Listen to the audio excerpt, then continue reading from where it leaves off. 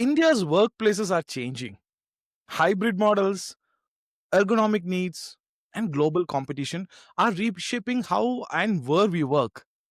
And right at the center of this transformation is Transteel Seating Technologies, a company that's been designing functional yet inspiring workspaces for nearly 3 decades. And today, on Beyond the Ticker podcast, we sit down with Mr. Shiraz Ibrahim, Managing Director of Transteel, who has led the company from its early days to a publicly listed player on the NSE.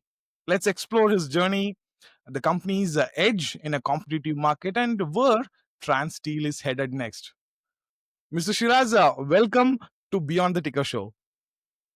Thank you, Mr. Radhakrishnan, for having us on the show. We are excited to be here and would love to share our plans with your viewers. Thank you so much for the opportunity. Shiraz, let's begin with the origin story, right? You've been building Transteel for nearly 3 decades, and if I were to ask you, what was the original vision when you started, and how has that vision evolved as India's workplace culture itself has changed? So, Radhakrishnan, when we started out in 1995, which is when the company was formed, before that, ergonomics, health, and wellness had no importance in the workspace. People were not willing to invest. So, it is when IT, information technology, happened. That is when health and wellness, ergonomics, injury at workspaces due to repetitive work, all of this, and also ability to attract a young crowd to the office and to make the office look vibrant. So that happened out of Bangalore. That is because IT boomed out of Bangalore, which is when people started spending money on IT. So we were here by through serendipity. There was no, at that point of time, no one knew this was going to be. It was just another order. In those days, a 100-chair order was considered to be a big order. So I think in Infosys ordered the first lot of chairs with us, that is around 1,000 chairs. 1,000 became a very big number. So we began from there, and our transformation as a company started from there because the standards set by the initial IT company, like Mr. Narayan Murthy, when he was running Infosys, the ethics behind the company, the size scale, how fast the organization scaled up. So we were all part of that journey. So we worked with IBM, we worked with Infosys, we worked with ITC. Many of these companies took us on a pan-India basis. And these were good years. And the initial years of the IT was, there were people who would pay more when compared to other people. I mean, salary levels were more. People were investing more into furniture. For companies like us, it is godsend because we were able to set good prices, make good margins, and get paid on time. So that's how we grew the company. The word seating came because we first started as a seating company. We could make anything in furniture, but we found our niche in seating. So even though we made all other furniture, Transteel was initially known to be a chair brand, a seating brand. And that's how our journey started. And we grew from few lakhs a month turnover to, all the way up to 3 crores, 4 crores a month turnover. So during this journey, we morphed at times into a furniture company, end-to-end solutions company. Sometimes we dabbled in interiors off and on. But one thing which we were during that time was a hardcore B2B company. We would stay away from retail at all costs. We would work only with companies. We would not do any kind of retail. So this was about 20, 25 years. We were very conservatively managed. We never had any serious bad debts at all because all our companies were corporate. We were a dividend paying company. Our corporate governance from day one was set like that because our clients were like that. So this was almost 20, 25 years of our journey. So towards the end, we wanted to bring the second generation into the business. So to that extent, we moved into a bigger premises. We also decided to focus on the furniture side of the business to expand the turnover rather than just chairs, do tables and chairs also. So that's when COVID actually hit us. So when COVID happened is when our traditional business model went to zero because there was no companies buying anymore. And we, at that time, either could sell on Amazon, Flipkart, or on our website. So I took the decision to, right or wrong, to sell on our website. So we had the support of Google at that time. They were very benevolent with us in terms of the credit line. We were able to scale ourselves up. So during the initial days, we did very well. We morphed entirely into a almost what we call a direct to consumer company. We were acquiring almost, I think, 100 new customers a day. That is like 3,000 customers a month, as against maybe 2 to 3 customers. There was also the time at that time it was written like, offices would go away and Yeah. employ. Yeah. So, so, so we went through that mode. We thought that we would reinvent ourselves as a D2C company. So we had to learn all about payment gateways, logistics. This is for a company which is a hardcore B2B. We reinvented ourselves as a direct to consumer company. At our peak, we were operating in 7 cities directly. We were delivering within the third day or the fourth day to anybody who placed an order. But then towards again, there was a change in the work mode that people were calling people RTO, but this return to office mandate started coming in.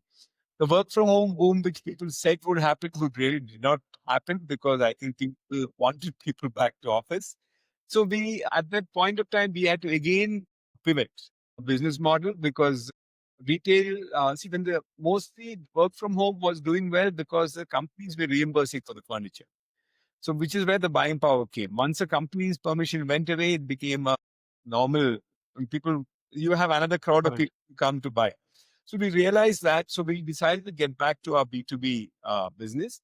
And so at present, we are operating in three verticals. So one is what we call as a forward integration strategy to make sure we reach the numbers. So we are working strongly in the design build and civil and interior business, where in an office where we are supplying a chair and table, we are now bidding for the entire fit out. So we have Interesting. relationship is the same. We have a collaborative approach and an asset light approach. So because of we are very well networked in the industry, so we've been able to bring together talent for a particular project, and the brand which we have built in the last 3 years has made that make have built trust in the company. So at the moment, we are working primarily. Our number is about we are targeting 600 crores of PNB business over the next 2 to 3 years. We expect that to be a growth driver for the company. We are also tying up the process of tying up with a European brand to bring them into India with a make in India kind of a twist to it, which we also expect to drive growth for us in the GCC market, that is the global capability center market. So these two are areas where we are very excited about, because the top line numbers are good, the margins are also good, and overheads are light. We've working in an asset light manner. And then we have the traditional Transteel business, which is we intend to keep it going as it is, but we intend to focus on the other two. So is 30 years in a nutshell. Traditional chair manufacturer, very safe, very solid, not doing anything. To a time of COVID time where we learned a lot of stuff, probably the hard way, but we learned logistics, we learned how to deliver to people, we learned how to manage a more complex organization. With that learning, we listed at that time, and we have transformed that into a, because once we list, now investors is our first customer. Correct.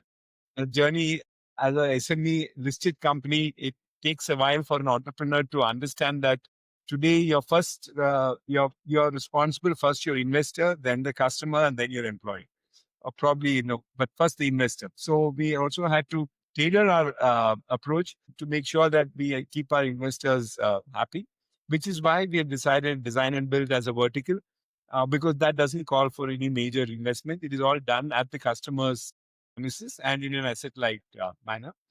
Plus, we have the Novoster, the European business, which is coming up, and the traditional transition business. That's our story. Excellent, excellent. Adapting to change is one thing, but standing out in such a competitive market and understanding the shifts is totally another. You mentioned global players, one you're partnering with, but there are other global players who are eyeing the Indian market aggressively with all the GCC expansion and all. Yeah. So what gives, if I were to ask you, Transteel its edge? What makes, let me put it this way, what makes clients choose you over other names? Right. So if you look at the global market, right, so you have the listed players from US who are there. There's Steelcase is there. Then there's HNI is there. These are listed companies, to some extent Miller Oil, which is Herman Miller. So if you think of them as a, I like cars. So as a car analogy, if you look at them, so you have the Herman Miller, which is like a Maybach. I mean, you have the money you want to pay, you can buy it. But it is very, very expensive product. Steelcase and Hayward, Steelcase is a publicly listed company. Hayward is a privately held company. HNI owns Now, in fact, HL has acquired Steelcase for Okay. $4 billion. Okay. So these are all players who are here, but all of these players make their money in North America and Middle East. Mm. The Indian side of the operations are loss-making operations, mainly because what they sell here is a watered-down version of what they sell there. They have India as a market is a very difficult market. We have the numbers, but the kitna high question is always there. So people always look at how much does it cost. That is a very important factor in the India market. So we Trans has got a lot of experience in the Chinese segment because sometime back the rule was the world was flat and buy from wherever it was. Today it's the other way around. That bring everything back home because as politics change, we as businessmen need to True. throw. So the China route was always open to us, and I have good relations there. So I chose European brand because I felt design was something which was lacking in India, and design targeted to the Indian market. What CK's Haber does are American products sold to American companies to their capability center in India. So supposing you have a Facebook office in US, the same Facebook office in India is fitted out with an American product, probably watered down to meet Indian price pressure points. Mm. So where we are coming from is we are planning to work, rather we are working with a European brand who's got strong design focus. We are also focusing on areas of an office, which is so here. Yeah, I need to tell you a little bit also because office is changing from the traditional, cubicle kind of a space to a place where you come to meet, to collaborate, to ideate, to think, and to belong. It True. is not a place where you come to, today to work. You can work from anywhere, especially in the IT space. So there is a requirement for a lot of furniture, which is called system furniture, which includes collaborative furniture, which enables people to come together and work together, not necessarily work in a small space. So this European brand is an East European brand, which is very, very good in this space. Being a Polish brand, we feel that they understand us better culturally rather than a French or a German or this brand. So we also plan to manufacture under license from them. So basically, design costs money. So if that same design is sold worldwide, then cost comes down. So India is strategically poised to even service the Middle East market. So it is that this also gives us export opportunities. Instead of shipping products from say Germany or from Poland all the way to Middle East, you could send it from India to the Middle East. So these are all possibilities which are there, but we need to work in a collaborative manner. We need not, buy one piece, copy it, and then say make in India because that works short term. To work in a long term manner, you need to work in a collaborative manner where you value IP of people, where you value other people's business plan, where you value cultural differences. Yet somehow you have to have what Modi ji wants. It has to be made in India. Made in India. Yeah. So we have to get all of this together while being sensitive to other people's things. So where Transteel comes in is we have 30-year understanding of this industry. We have very good understanding between architects, between designers, between PMCs, between end clients. This is a very complex space where you should know what to bid for, where not to bid for, and how to bid for. So these are all very complex things, and we've lived and breathed this for the last 30 years. So that's our USP that we are a known name. Our spend during COVID has digital spend has created a brand name for us, which we would like to leverage. So this is our plan. Very Very interesting thought interesting process. talk. Now for the listeners, what is the size of the Indian market and like let's say the Middle East market for them to get a context? And you said you are planning to probably collaborate with the European player and enter the Middle East market. So is that a growth expansion plan you have in place? So I'll explain to you. So, see, the US market, which is the largest office furniture market, right? So, it probably, and these are just numbers off the top of my head, must be a $400 billion market. I'm a Mm. Steelcase, a $4 billion company. I'm just multiplying it by 100. So, Okay. $400 billion. 400 billion could be 350 billion, but I would not be wildly off the mark. Indian market, in my view, is easily a 30 to 40,000 crore market just for furniture. If you Hmm. look at the interior segment, furniture constitutes 15% of an interior, of a product. So if you look at interiors, sky is the limit. I mean, you have a very, very, very large market.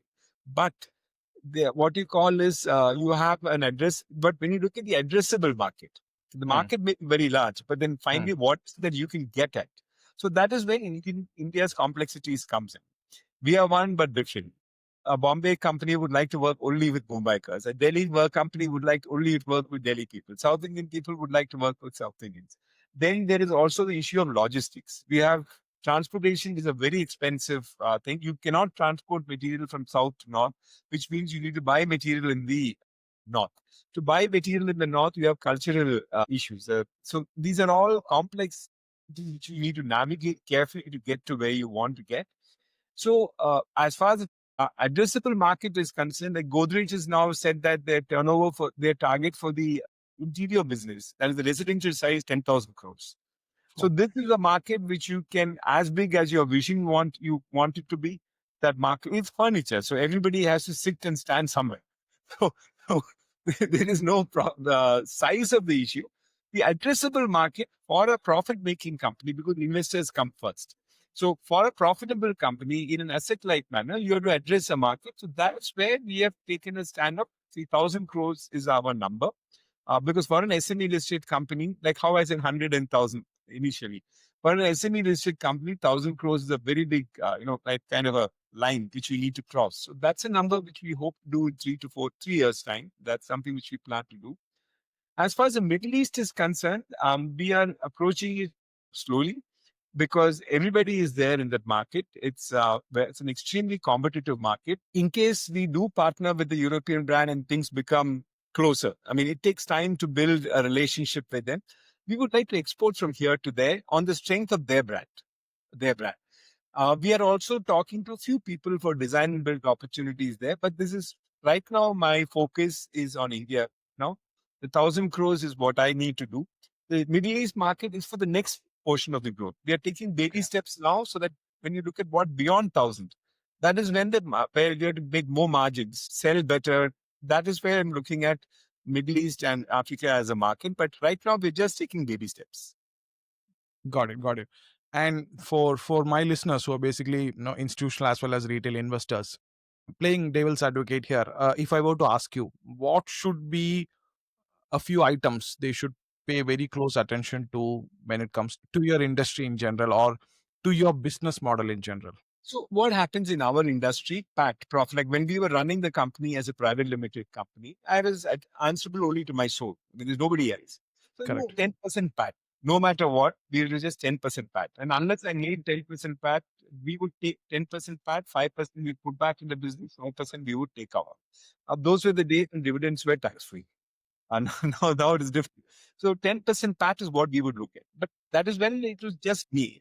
But to Correct. the public limited company, valuation forms an important portion of a role of the promoter. So we are targeting a 13, 14, 15% PAT, which is not easy in our industry. 7, 8, 9, 10 it is normal in our industry. So for that number, we need to make sure that the overheads of the company goes down. That Hmm. means need to see anybody can hire and you know it's not difficult to load we went through that phase in the direct to customer phase. We went through a phase when we were a 50 people company, we became a 200 people company. So we went through the phase where our numbers grew. I mean, we could just, by spending money, we could just increase the numbers, but that's not the way. That is pre-idea. Right now we would like to make sure that the overheads of the company is kept normally 8%, 9%, 10%. That is where in furniture business people get carried away at times. You tend to spend more on yourself. You need to be frugal on how you present yourself. Sometimes people get, you know, um, they spend more on showrooms. They make it very flashy. They make it very thing. So you have to be very, very. It's a fine balancing act between. Too much of frugality will make you look. But we are fashionable. We sell health, wellness, and fashion. So if I make it too frugal, it look as if you're one supermarket kind of a guy. If I make it too expensive, then the PAT, it will take a hit on the PAT. So the numbers to watch out for would be initially it would be the profitability of the company. It would be the indirect expenditure of the company, and probably over time cash flow. Because when we were doing it, we were ensuring that we had no bad debts and money was recovered at least within 90 days. We would ensure that it would come back. Got it. And what percentage of market share do you have between South India and North India, or any idea about market shares? Yeah, so we decided to defocus. What we did was during when we ramped up initially, we had North was a market which we focused on. We have right now focusing just on Bombay, Pune, Ahmedabad, and Bangalore and Hyderabad markets. That's it. Okay. We don't really care about how much of a market we want as long as our number is achieved. Because you have to have the ability to say no Got in this industry. If you say yes, you have any number of work which will come your way. So what we decided is just to focus on to ensure that logistics is also another area which is important in our industry. Basically, companies who expand nationwide have a problem of logistics because a customer in the north will not pay you freight it. because he feels that there are local players who are making in the north. Why should I buy from somebody from south when freight is why should I pay? Because I'm getting it here. So with all of this in mind and our learnings of the last 3 years, we just take care of Bangalore, Bombay. We handle Pune and Ahmedabad from Bombay. We Mm. handle Hyderabad from Bangalore. So Bangalore. these are areas where we have a cultural fit, where we feel a number, the 1,000 crore as a number can be achieved. And that's, we are just really focused on this. We really don't care about the market share in a particular zone. Got it. And when it comes to your client split, top 5 clients, how much percentage of revenue you get from the top 5 clients? That's a very tricky question. So what happens in our industry is normally we deal with giants who are larger than us. So Mm. when we worked with Infosys for the last almost 30 years, the price of the share remained the same in 30 Mm. years. We just don't pay. And it remains the same. While on the other hand, your cost goes up regularly. So normally the top flight client should not be more than 2, 3, 4%, 5% of your this number because it creates dependency on a client. So, like at the moment, right now, our top client is a company called Coworks. They're owned by Brookfield Properties. So we Mm. expect a business of 10, 15 crores from them. We are working with, there is, who else? We are working, so rest of the company, because DNB, our numbers are scattered here and there. So overall, our clients are corporates. We have ITC as our client. We have GE as our client. So we keep. So we earlier we were very focused on handling 5, 6 clients. Today we have large Good number of. distribution. Yeah, we I want it to be distributed because I should have the ability to say no. Correct. Good point. Shifting gears a little bit, no, you mentioned innovation and design space and how no you are entered the DNB space, and also about the Polish company that you're interested in. So, if I were to ask you, you have spent almost 3 decades in the industry. What exciting innovations are you seeing in this so-called boring furniture space, and how do you see the future of work, and how people are going to think ergonomically 5, 10 years down the line? Right. So you asked a very complex question. So I'll answer it step by step. So we did one innovation with Tata Steel where we actually brought in, for me as an Indian, and see, I'm a Malu. So somewhere deep inside, there's a communist inside of me, although I'm a. So, you have a feeling that everyone should be of one level. It should not be that, you grow at the expense of somebody else. When capitalism is on the other hand, that, person who has capital always does well. It is not necessary that, for us, what happens should be compassionate capitalism. Just like, a capitalist is not the only person who should do well. Everybody else around him should do well, which means when a capitalist deploys his capital, it should benefit society as a whole, not generally, not just a set of people around him. Hmm. So we worked with Tata's team. What they did was they had India was a top grower of jute and cotton those days. So Hmm. jute and cotton are farm products. So the idea was to create employment in rural areas, which would help urban growth also to happen. So Tata Steel is trying to move away from steel as a raw material, and they had developed graphene as a material. So graphene is what is supposed to make your phones bendable. Like right now, your phones are straight. You can Right. bend it. It is supposed to remove a screen to meet a with. Any surface could become a screen. You need not. Your keyboard could be anywhere you want it to be. So Tata Steel is working on it. So graphene has been around for some time, but there was a particular scientist from there who decided to dope jute and cotton with graphene. It is innovation. It just happens. So what happens is when you dope jute and cotton with graphene, graphene is extremely strong, antibacterial, and repellent. Hmm. So now on a chair like what you're sitting on the back, you're actually sitting on plastic. The entire mesh at the back is, or your shirt, what you're wearing is plastic, it's polyester. So Hmm. instead of wearing plastics and calling it as fabric, why not use actual fabrics? So that is when jute and cotton was there, which we worked with them. It took us time. We worked with the scientists team at Tata Steel. With that jute and cotton, we doped with graphene and we brought it into production. In fact, we sold almost, I think, 3,000 chairs we sold. But this was done by Tata Steel in a lab, which they had. So that phase of the project is over. Now they have to decide to commercialize it or not to commercialize. So that is so that kind of innovation, where you use your Indianness as a name, gets you a kick. Where instead of copying from the West, you have really made something from here. And then, or if you look at that auto driver, a lot of things are there in that auto driver's ergonomics. Why not take back a chair from a IT company and give it to an auto driver and fix it on the seat? So we did that actually. So when you look at landfill reduction of landfills, also you can pick office companies normally 6 years, 7 years, you throw it away. Right now, it is sold in an unorganized manner through the Gujari market and all that, where uh, lot of wastages happen and landfills come. So this kind of stuff where you also give an auto driver an ergonomic product at say at $300 or $500, which he can afford, which is because an IT company anyway paid for it. So Very these are interesting. the innovations which happen. So that is one part of the question. Second part is you said the future of work is, I think, what you asked. So the future of work is very interesting because from whatever I have seen, nobody wants to be in the office. There are more people like us who want people to come to office because of commute, mainly because of commute, and also because of technology, you can get things done. So the future of work is actually going to be very interesting. A lot of changes are happening.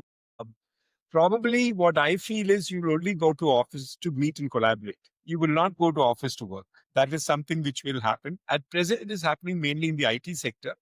It remains to be seen whether it can percolate to the other sectors. As far as technology wise is concerned, there's a lot of tech which is coming in our industry. It's right now baby steps where AI based tools are being used to get things done faster. You can have layouts which can be generated faster. You can design entire things with AI. Right now, it is a buzzword. A lot of talk is there. A lot of people sell that thing, but Correct. sooner rather than later, it will come as a thing. So I hope I've covered what you Yeah, asked I'm me. glad I asked because the Tata Steel collaboration is something that was very interesting. Oh, Finally, finally, before I let you go, Shiraz, you built this company and leading it for the last 30 odd years, close to 30 odd years, and as an engineer who has built a listed company now, if I were to ask you, what's the single biggest lesson, or let's call it advice, you would share with young entrepreneurs looking at Indian manufacturing? Because we keep hearing it, right? Made in India, make in India. So, what would be your advice or lesson that you have learned that you would like to share? So a couple of things. So one on the listing portion of it, one needs to get prepared for it. We were one of the early people who listed. So being a listed person is actually transforming yourself from a school person going to school to a person going to college. So True. when you're in school, maybe it's still the same teacher teaching you, but things change very dramatically when you're a listed company. So that journey should be taken carefully, thoughtfully, and prudently, with a lot of care and preparation for it. Merchant bankers may come and ask you to list tomorrow, but Correct. they just your आपका profit इतना है इतने like 10 times that I will list you for, and you'll get funds and all your problems will be over. It is just the beginning of the problem. So you have to have a clear vision because you should remember it is not the merchant banker, it is the investor who matters the most. How are Correct. you going to give him a 10-year growth plan? You have to you're no longer working for yourself, you're working for your investors. So that mindset has to change, and wealth is created using this. Wealth which an entrepreneur can never imagine can be created using this, and it gives a good asset to it. Like instead of buying land and saying that I have a factory, I built it, the land appreciates. Here you have a business which appreciates. but that to internalize takes time for an entrepreneur. For a manufacturing based entrepreneur, I would recommend a person not to be a contract manufacturer for anybody.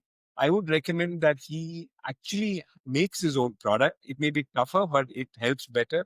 I would also recommend a person not to copy. It is built here in India. Today, talent is available. We have a good life here. People are interested in coming back. I feel that we should build here and do things carefully and slowly. It will come true. Yeah, world class companies can be made. Wonderful. Shiraz, it's been an absolute pleasure catching up with you. I'm sure my listeners are going to have a lot of takeaways and are going to get inspired from listening to your story. Thank you, everyone, for joining us. And to our listeners, stay tuned for more such conversations that go beyond the ticker. Shiraz, any closing thoughts? Thank you so much. Pleasure.